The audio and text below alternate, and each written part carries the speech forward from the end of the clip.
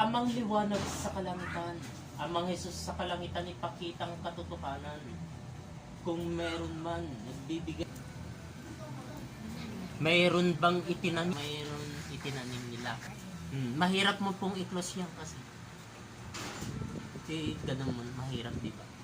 Hindi mo na ganun.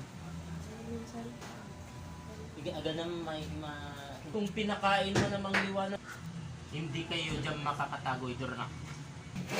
Yung pinakain nyo, tanggal na. Dura. Sige. Dura mo yan. Tanggalin mo yan. Dating ginawa sa kanya. Tanggalin mo. Pinakainan siya. Pinakain sa kanya. Sige.